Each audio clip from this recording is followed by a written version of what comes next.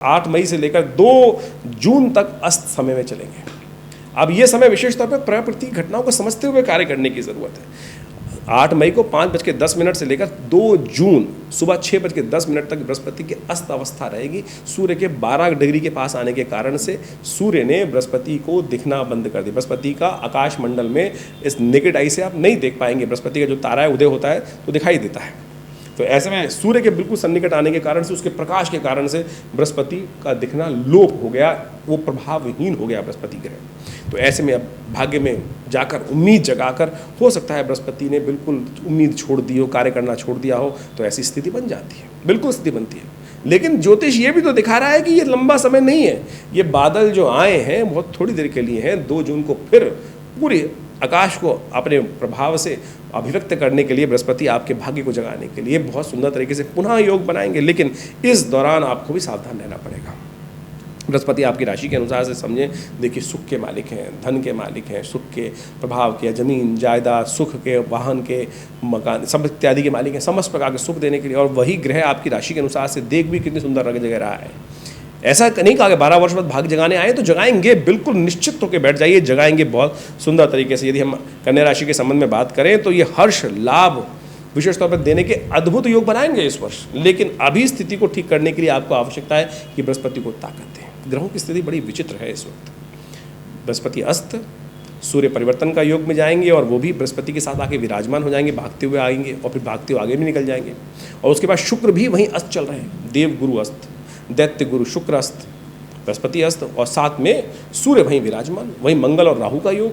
ये विशेष तौर पर समझिए, आप सप्तम भाव में युद्ध का योग दे रहे हैं और ये भयंकर उठापटक का योग दे रहे हैं। विश्व में भी देखें, आपकी राशि के अनुसार से यदि हम बात करें तो आतंकी घटनाएं बढ़ सकती हैं, अग्निकांड बढ़ सकते हैं, ये सब दिखाते हैं। शुक्र बृहस्पति और सूर्य का युति जो है, त्रिग्रही योग जो है, तीनों अलग प्रवृत्ति के ग्रहों के, बिल्कुल अलग प्रवृत्ति, एक दैत्य गुरु, एक देव गुरु, एक राजा, मन की विभक्ति ऐसे कि एक इधर देख रहा है एक उधर देख रहा है, ऐसी स्थिति उत्पन्न करने के योग दे रहे हैं। तो ऐसे में इनकी शक्ति को पुनः बढ़ाने की ज़रूरत है, नेगेटिविटी को हटाने की ज़रूरत है, भाग्य दुर्भाग्य को सौभाग्य में परिवर्तन करने के लिए शुभ उपाय करने की ज़रूरत है। बृहस्पति को ताकत दीजिए, शुक्र को ताकत देने का प्रयास कीजिए, सूर्य को नित्य प्रति जल दीजिए, बृहस्पति के मंत्र का जप कीजिए। ये पीला वस्त्र अपने पास रखिए, अपनी सीट पर बिठा के रखिए पीला वस्त्र। शुक्र को गऊ की सेवा करने का प्रयास करें, शुक्र का संबंध गऊ से, गऊ की नित्य प्रति अपने द्वारा सेवा कराएं। बहुत सारे लोग बोलते हैं कि साहब शहरों में गाय नहीं मिलती, कहाँ जाएं?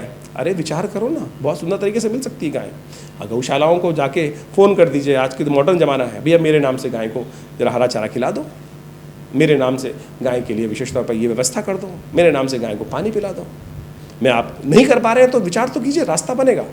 जैसा समय है उसके अनुसार से कार्य करने का प्रयास कीजिए, चिंता ना करें, सब चीज़ों का सुंदर प्रयोग है। बृहस्पति को ताकत देने के लिए क्या करें? ज्ञान मुद्रा का अभ्यास कीजिए, पहली उंगली अंगूठे के साथ बैठकर। बृहस्पति ज्ञान का देवता है और ज्ञान भाग्य में बैठकर अस्त हो गया है, विचार आना बंद हो गया है। लग रहा था 2 दिन पहले उत्साहित थे और अब हतोत्साहित हो गए, तो कहीं ना कोई कमी तो है ना। डॉक्टर के पास जाते हैं, डॉक्टर से कहते हैं शक्तिहीन हो गया हो, तो ही राइट्स मल्टीविटामिन्स कि ये मल्टीविटामिन ले लो, ये कमजोरी आ गई ठीक हो जाएगी। तो ओवरकम करने के लिए औषध विज्ञान यहाँ ज्योतिष के दृष्टिकोण से, अध्यात्म के दृष्टिकोण से बनाया गया। औषध विज्ञान इसलिए तो है कि first we have to diagnose कि कौन सी चीज़ की कमी आ रही है और कैसे उसको ठीक करेंगे। तो उसको ठीक करने के लिए उसके सब्स्टिट्यूट दे दी जाए। तो ये ज्ञान मुद्रा आपके हाथ में 5 उंगलियाँ जो हैं विभिन्न ग्रहों को अभिव्यक्त करती हैं। बृहस्पति, शनि, ये बृहस्पति को अभिव्यक्त करता है, ये शनि को अभिव्यक्त करता है, ये अनामिका जो है सूर्य को अभिव्यक्त करती है, ये बुध को अभिव्यक्त करती है, चंद्रमा को अभिव्यक्त करता है, ये राहु को अभिव्यक्त करता है, ये स्थान, ये शुक्र को अभिव्यक्त करता है। तो ऐसे में बृहस्पति को यदि ये पहली उंगली अंगूठे के साथ लगा दी जाए तो ये ज्ञान मुद्रा बनती है। बृहस्पति को ताकत देने के लिए, शुक्र को ताकत देने के लिए इससे बढ़िया कोई चीज़ नहीं होगी। तो ये उपाय करने का प्रयास कीजिए। इसमें बैठकर मंत्र जप कर लीजिए, ओम नमो भगवते वासुदेवाय, ओम नमो भगवते वासुदेवाय। बृहस्पति के मंत्र का जप कर लीजिए, ओम ग्रांग ग्रीं ग्रौंग से गुरुवे नमः, ओम ग्रांग ग्रीं ग्रौंग से गुरुवे नमः। बहुत सारे लोग क्या होता है, विचित्र स्थिति है, नाम के लिए उपाय करने जाते हैं। अभी हमारे पास एक फ़ोन आया, विशेष तौर पे कहीं विदेश से एक व्यक्ति ने कंसल्ट किया, ज्योतिष के दृष्टिकोण से हमें भी देखा होगा उन्होंने, और उन्होंने कहा कि मैंने किसी ऐसे पहले फ़ोन किया था एक व्यक्ति को और उन्होंने मुझे एक नग बेच दिया, 1200-1100 यूरो का एक नग बेच दिया उनको। और सोचे स्थिति क्या है, एक रत्न बेचने के लिए स्थिति ऐसी बनाती है हम लोगों ने। और रत्न आज की तारीख में बाजार से मिल कैसे रहे हैं, आप विशेष तौर पे कई बड़ी दुकानों में चले जाएं, हिंदुस्तान में भी और बैंकॉक इत्यादि में, तो पहले क्या था कि क्रिस्टल्स को परिवर्तित करके पीला रंग डाल के उसको हीट थेरेपी देकर कलर परिवर्तन कर दिया, पुखराज बन गया बढ़िया तरीके से, और फिर कहा दिया जी हाँ श्रीलंका का पुखराज बहुत बढ़िया है। बिल्कुल रत्न काम करते हैं, लेकिन फिर ऐसी विडंबनाओं से थोड़ी काम करेंगे रत्न। तो आप समझें, और सर्टिफिकेशन आपकी तारीख में आज पता है कि मॉडर्न सो कॉल्ड मॉडर्नाइजेशन है, किस प्रकार के सर्टिफिकेशन मिल जाते हैं। तो उस व्यक्ति ने मुझे बताया कि भैया मैंने वहाँ पता कराया तो ये स्थिति है। अरे आप उन सब चीज़ों हटाओ मन को। ज्योतिष पैसे कमाने का तरीका नहीं है, ज्योतिष मूर्ख बनने का तरीका नहीं है। हमको ये ज्ञान मुद्रा बताई ना मैंने, घर बैठो, कहीं जाने की ज़रूरत नहीं, नया पैसा खर्च करने की ज़रूरत नहीं है। पहली उंगली अंगूठे के साथ लगाकर मंत्र जप कर लीजिए, ओम ग्रांग ग्रीं ग्रोंग से गुरुवे नमः। डेफिनेटली परिवर्तन, बृहस्पति का ये परिवर्तन आपको लाभ देने का योग बनेगा। शुक्र चल रहा है, गौ सेवा कर दीजिए, गौ सेवा करने का प्रयास कर लीजिए, कराइए, करिए, करवाइए किसी तरह से। ये देखिएगा, ये दोनों उपाय कर ये बृहस्पति का नेगेटिव प्रभाव ठीक करने का योग आपकी राशि के अनुसार से बिल्कुल बनेगा। 2 जून को बृहस्पति उदय हो जाएंगे, उसके बाद शुक्र भी उदय हो जाएंगे, सूर्य परिवर्तन की तरफ चले जाएंगे, और बहुत महत्वपूर्ण ये वर्ष डेफिनेटली रहने वाला है। लेकिन इसकी चीज़ें हमें समझना पड़ेगा, ग्रह प्रभाव कब करेंगे। बहुत सारे, देखिए बृहस्पति का परिवर्तन 1 वर्ष के लिए हुआ है। 1 वर्ष में वो कौन सा समय आएगा कि जब आपके प्रभाव दृष्टिकोण से, ज्योतिष के दृष्टिकोण से कब आपके लिए महत्वपूर्ण समय बनने वाला है। इसके लिए जन्मपत्री की आवश्यकता होती है। जन्मपत्री में देखा जाता है कि ये ग्रह आपके किस अंश पर है, कितनी डिग्री पर है, नवमांश में कहाँ बैठा हुआ है, पूरे षोडश वर्ग में कहाँ बैठा हुआ है, दशाएं क्या चल रही हैं, और पूरे 1 वर्ष में कब वो लाभ की स्थिति बनेगी। तो वो समय विशेष तौर पे कब आने वाला है, कैसे आने वाला है, इसके लिए गहन अध्ययन की आवश्यकता होती है। तो खैर हमने आपको ये उपाय बताए, करिए, लाभ होगा, कल्याण के योग बनेंगे, परिवर्तन के योग बनेंगे। नेगेटिविटी बिल्कुल हटा दीजिए, कन्या राशि वालों चिंता ना करें। हमने ज्योतिष दृष्टिकोण से इन सब चीज़ों को अध्ययन बहुत लंबे समय तक किया, और बहुत महत्वपूर्ण जानकारियाँ समय समय पर हम भी आश्चर्यचकित हो जाते हैं कि कैसे ज्योतिष के दृष्टिकोण से ये पूर्वाभास हो जाता है, और कैसे ये ज्योतिष की गणनाएं जो हैं वो आपके भविष्य के बारे में बहुत सारी चीज़ें सटीक रूप से बता देती हैं। एक व्यक्ति, मुझे याद है, मैं बहुत छोटा था, पिताजी के साथ ज्योतिष का अध्ययन करने का अवसर मिलता था। हमारे पास एक बहुत मूर्धन्य देश के व्यक्ति, बड़े व्यक्ति, जो किसी बहुत बड़े उपराष्ट्रपति के, भारत के उपराष्ट्रपति के पीए थे, वो जन्मपत्री दिखाने आए पिताजी के पास, और बड़े परेशान थे उन दिनों बड़े परेशान थे। जन्मपत्री जब दिखाई उन्होंने तो कहा, जब जन्मपत्री देखी तो उन्होंने सीधा प्रश्न किया कि मेरी उम्र कितनी है आचार्य जी, ये बताएं। तो पिताजी ने जन्मपत्री देखी, मैं वहीं बैठा हुआ था, मैं बहुत छोटा था, ज्योतिष सीखता था, याद अभी भी है, वैसी घटनाक्रम थी। और जब जन्मपत्री देखी उनकी, तो उनकी जन्मपत्री में एक विशेष प्रकार का योग था। उन्होंने कहा कि मुझे ज्योतिषी ने बताया है कि मेरी मृत्यु इस दिन होती दिखाई दे रही है, मैं बड़ा परेशान हूँ, क्या जीवन का अंतिम समय आ गया है। पिताजी ने भी जन्मपत्री देखी, और जन्मपत्री मुझे भी समझाया उस विषय को। तो जब हमने जन्मपत्री देखी तो उसके अंदर एक ग्रह जिसके कारण से वो मृत्यु का योग बन रहा था, वो विशेष तौर पे अवस्था, किस अवस्था में था वो हमने देखा नहीं। जैसे अभी हम बृहस्पति के बारे में बता रहे हैं कि उदित अवस्था में है, अस्त अवस्था में है, और या विशेष तौर पर सुप्तादि अवस्था में, जागृत अवस्था में, वृद्धादि अवस्था में। तो वो जो ग्रह था विशेष तौर पर उनका स्वप्न अवस्था में था। वो स्वप्नादि अवस्थाएं हमारे यहाँ विशेष तौर पर बताई गई हैं, जागृत, स्वप्न, प्रगाढ़ इत्यादि, हर ग्रह की ऐसी अवस्था भी होती है। तो जब हमने जन्मपत्री देखी तो उस समय में यही निष्कर्ष निकाला कि महाराज जिसने जन्मपत्री देखी है बहुत बढ़िया तरह से देखी है, और उसने मृत्यु का जो प्रेडिक्शन किया है बिल्कुल सही है।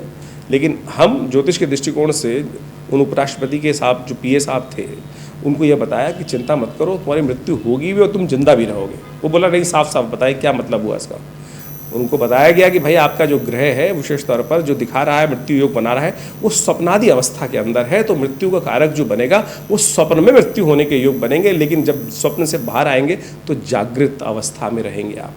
तो सोचें, उस व्यक्ति का वो समय निकला, और जो इतना मेंटल टॉर्चर में था कि ज्योतिष के दृष्टिकोण से जो उपाय था, ज्योतिष इतनी सूक्ष्म है, आपके मनोमस्तिष्क में विचार में कोई स्वप्न भी आ रहा है तो आप समझ लीजिए वो ज्योतिष की ग्रह गणना के अनुसार से प्रेडिक्शन किया जा सकता है। जी हाँ, तो यदि वो हमारे अध्ययन में आ जाती हैं, अब इतनी ज़्यादा जो ज्योतिष इतना गूढ़ विज्ञान है कि उसकी हज़ारों लाखों विज्ञान की पुस्तकें हैं। कहाँ कब कौन सी पुस्तक, कौन से योग कहाँ विचारों मस्तिष्क में आ गए हैं, और उनको सबको देखकर अध्ययन कर कब ज्योतिषी के मनोमस्तिष्क में वो भाव आ जाता है, और किस प्रकार से वो गणनाओं के माध्यम से वो भविष्य की दृष्टा को देखते हुए, भविष्य के योगों को देखते हुए आपके इस जीवन में भविष्यवाणी करने के योग बनाते हैं, और उसको बहुत गहन चिंतन करके। तो ये घटना हमने आपको बताई, और वो व्यक्ति जीवित रहा, और उसके बाद पिताजी का शिष्य रहा बहुत वर्षों तक। हमें याद है कि वो जीवन आश्रम पे आते रहे। और देखिए ये ज्योतिष जो है विडंबनाओं का नहीं, परेशानी में डालने का नहीं, परेशानी से निदान करने का, परेशानी से निकालने का योग है। तो हम हर सकल पदार्थ हैं जग माही, कर्महीन पुरुष पावत नहीं। यदि आपके जीवन में कुछ अशुभ का योग है भी, यदि आपके जीवन में कुंडलियों में कोई अशुभ योग है भी, तो उनको ठीक करने का रास्ता हम अपना सकते हैं। देखिए अब इसको सिद्धांतिक तौर पे ये समझना पड़ेगा कि हमारे जीवन में कोई घटनाक्रम का कुछ योग बने हैं तो किस कारण से बने, कर्म के अनुसार से बने। कोई दुष्कर्म करेंगे तो दुष्योग बन जाएगा, अशुभ योग बन जाएगा, शुभ कर्म करेंगे तो शुभ योग बनेंगे। तो इसी प्रकार से जो अशुभ योग बने हैं वो शुभ कर्म करने से ठीक हो जाते हैं। आपके हाथ में कोई रेखा है, मैं अपना स्वयं एग्जाम्पल देता हूँ कि मेरे हेडलाइन में जब मैं छोटा था तो उसके अंदर एक द्वीप चिन्ह था। अब जब पिताजी ने जब ज्योतिष सिखा रहे थे तो कहा कि द्वीप चिन्ह यदि किसी भी लाइन में आ जाए तो अच्छा नहीं होता। अब हमने कहा भाई कैसे ठीक करें इसको, अब ये तो है। तो पिताजी ने कहा नित्यपति ध्यान किया करो, नित्यपति ध्यान किया करो। हमारे पिता आचार्य श्री केशव देव जी महाराज ने ये बताया कि वहाँ पे नित्यपति ध्यान करो, ये लाइन हट जाएगी, ये लाइन हट जाएगी, विचार नित्यपति। और आप सत्य माने वो लाइन, वो द्वीप चिन्ह, आइलैंड का चिन्ह जो हेडलाइन के अंदर था वो हट गया, गायब हो गया, कोई सर्जरी कराने की ज़रूरत नहीं पड़ी। तो ज्योतिष एक प्रत्यक्ष चीज़ है, प्रत्यक्ष विज्ञान है और वैज्ञानिक दृष्टिकोण से इन सब सिद्धांतों को समझा जा सकता है। हमने दिल्ली में विवेकानंद योगाश्रम में इन सब कार्यों को सुंदर तरीके से करके देखा है और समय समय पर हम विभिन्न उत्सवों के माध्यम से हम उन सब कार्यों को करते भी हैं जो हमारे ज्योतिष विज्ञान के दृष्टिकोण से, पंचांग के दृष्टिकोण से हमको समझना पड़ेगा। ज्योतिष एक आध्यात्मिक विषय है और आध्यात्मिक ऋषि मुनियों ने जब इसका सृजन किया तो उसका निदान, कारण जानना और कारण किस प्रकार से, और उस समस्याओं का जो कारण जानने के बाद समस्या आई तो उसका निदान किस प्रकार से होगा, उसके समस्त रास्ते हमारे जन्मपत्री जो ज्योतिष विज्ञान के अंतर्गत बताए गए हैं। एक गणित विज्ञान है और एक निराकरण विज्ञान है जिसके अंदर निदान के समस्त उपाय बताए गए हैं। मंत्र विज्ञान, दान विज्ञान, मंत्र विज्ञान के अनुसार से पुराण इत्यादि में जितने दान की पद्धति बताई गई है, जितने मंत्र जप की पद्धति बताई गई, यज्ञ इत्यादि की पद्धति बताई गई है, वो सारे के सारे निदान की पद्धति के रूप में बनाए गए हैं। और हमारा विषय जो हम इस चैनल के माध्यम से, अपने आश्रम के माध्यम से आप सबके समक्ष रखते हैं, वो पौराणिक मत को रखने का प्रयास करते हैं। आज की तारीख में ज्योतिष विज्ञान के अंतर्गत यदि हम समझें, बहुत सारे टोटकों पर बहुत ज़्यादा ध्यान दिया जा रहा है कि कुछ भी ऐसे ऐसे टोटके बताने का प्रयास करते हैं। लोग ज्योतिष के संबंध में विडंबना उत्पन्न करने का प्रयास करते हैं, ये कर दो, ऐसा कर दो, वैसा कर दो। ऐसा नहीं, ज्योतिष विज्ञान के अनुसार से प्रत्यक्ष कैसे कैसे ठीक ठीक रूप से, यदि आप यजुर्वेद संहिता को उठा के देखें, यजुर्वेद को भी उठा के देख लीजिए, तो उसमें उसके अंदर सहस्त्रों उपाय यज्ञ के द्वारा चीज़ों को ठीक करने की, मनोकामनाओं को पूर्ति करने के लिए सहस्त्रों लाखों मंत्र बताए गए हैं, लाखों पद्धतियां बताई गई हैं उन सब को। और ज्योतिष में विज्ञान के अंदर जो पंचांग आप देखते हैं, पंचांग के बारे में हमने कुछ देर पहले भी बात की थी, उसके अंदर विभिन्न समय पर विभिन्न उत्सव आते हैं। वो विभिन्न उत्सव जो है वो विशेष तौर पे आप समझें, वो एक मुहूर्त है कि जिस समय में यदि आप उस कार्य को कर लोगे तो आपके द्वारा किया गया पुण्य कई गुना अधिक हो जाएगा। और जब पुण्य अधिक हो जाएंगे तो समस्या का निदान का मार्ग मिल जाएगा। तो जैसे सोमवती अमावस्या आ रही है, प्रदोष के योग आ रहे हैं, होली, दीपावली, ये सब जो अक्षय तृतीया इत्यादि, ये सब जो मुहूर्त आते हैं ये विशेष तौर पर बड़ा महत्व रखते हैं। और आध्यात्मिक दृष्टिकोण से देखें तो पुराणों के अंदर, विभिन्न शास्त्रों के अंदर इन सब उत्सवों के माध्यम से विभिन्न कर्म करने के रास्ते बताए गए, कर्मकांड के सिद्धांत के अनुसार से बताए गए हैं। उन कर्मों को कर कर आप सुंदर तरीके से, हम अपने विभिन्न कार्यक्रमों में विभिन्न आपकी बातें रखते हैं, विभिन्न कथाएं रखते हैं इस बारे में कि ज्योतिष के दृष्टिकोण से कैसे, कौन सी हर चीज़ की उत्पत्ति कहाँ से हुई है ज्योतिष के अंदर, उन सब सिद्धांतों को बहुत सुंदर रूप से समझाने का प्रयास किया गया है। तो आप समझें ज्योतिष किस प्रकार का विज्ञान है। हमने विवेकानंद योगाश्रम के माध्यम से इन सब कार्यों को सुंदर तरीके से आश्रम पर करने का जो व्यवस्था बनाई, हमारे पिताश्री आचार्य केशव देव जी महाराज ने पिछले करीब 50 सालों से ये सुंदर आश्रम कार्य कर रहा है। दिल्ली में विवेकानंद योगाश्रम लक्ष्मीनगर जमुना पार्क में स्थित है। यहाँ नित्यपति 8 घंटे यज्ञ होता है। माँ भगवती का, दुर्गा का बहुत सुंदर चमत्कारी श्री विग्रह जो मुल्तान से यहाँ पधारा, वो आज भी यहाँ विराजमान है। उनके सानिध्य में आज भी विवेकानंद योगाश्रम में नित्यपति 8 घंटे यज्ञ करने की व्यवस्था चल रही है। गौशाला की सुंदर सेवा, गाय की सुंदर सेवा करने की व्यवस्था है। अस्पताल है जो विवेक योग, प्राकृतिक चिकित्सा एवं आयुर्वेद के दृष्टिकोण से हज़ारों लोगों की सेवा कर रहा है। भारत सरकार के पैनल पर है, दिल्ली गवर्नमेंट के पैनल पर है और बहुत सारे सहस्त्रों लोग यहाँ आकर अपना उपचार कराते हैं योग प्राकृतिक चिकित्सा के संबंध में। मुद्राओं के संबंध में तो अद्भुत कार्य हमने करके दिखाया, विभिन्न प्रकार की मुद्राओं का। आज हमने आपको विशेष तौर पर एक मुद्रा बताई कि बृहस्पति ठीक नहीं चल रहा है तो उसके दोषों को ठीक करने के लिए ज्ञान मुद्रा, वैसे तो ये मन को शांत करने वाली है। भगवान बुद्ध इसी पोज में, ज्ञान मुद्रा में, बहुत सारे अपने सहस्त्र फोटो के अंदर, मूर्तियों के अंदर आपको दिखाई दे जाएंगे। भगवान कृष्ण ने भी गीता का उपदेश इसी मुद्रा में दिया। कहा जाता है प्रपन्न पारि जाता है तोत्र वेत्रे पाणये ज्ञान मुद्राय कृष्णाय गीतामृत दुहे नमः। तो ये ज्ञान मुद्रा अद्भुत है। तो आपका जो बृहस्पति अशुभ फल दे रहा है इन दिनों, आप उसके लिए ये ज्ञान मुद्रा करें, बृहस्पति के मंत्र का जप करें, ओम ग्रांग ग्रीं ग्रौंग से गुरुवे नमः, देखिएगा लाभ प्राप्त होगा। और साथ साथ इन ग्रहों का प्रभाव आपकी राशि के अनुसार से जो हो रहा है वो तो हमने आपको बताया ही। इसके बाद भी आपको बहुत गहन चिंतन करने की ज़रूरत है। आपकी मूल सबके लिए खराब नहीं है। अब जिस एक राशि के बारे में बताया कि खराब है अच्छा है, तो हो सकता है उस आपकी दशा अंतरदशाएं बहुत सुंदर चल रही हों, या हो सकता है ग्रह शुभ प्रभाव कर रहा है तो ग्रह अंतरदशाएं जो है अशुभ चल रही हो तो वो प्रभाव निष्क्रिय हो जाएगा, उल्टा हो जाएगा। तो उस सब संबंध में आपको अच्छा ये है कि अपनी जन्मपत्री को पूरी तरह से विचार विमर्श समय समय पर कराते रहें। उन सब समय का आपको आभास होता रहेगा। लेकिन बहुत सारे लोग ज्योतिष विज्ञान के माध्यम से इस बात से डर जाते हैं कि सहस्त्रों, मेरे अब बहुत सारे देखे हैं कि ऐसे लोग आज ज्योतिष के दृष्टिकोण से 4-4 दिन पढ़कर ज्योतिष विज्ञान के आचार्य बन जाते हैं, और विशेष तौर पर ऐसे ऐसे उपाय, ऐसे ऐसे लोगों को लूटने का तरीका बनाते हैं। ज्योतिष पैसे कमाने का तरीका नहीं है। हमारा ये उद्देश्य ज्योतिष की वास्तविक स्वरूपों को आपके समक्ष रखने का है।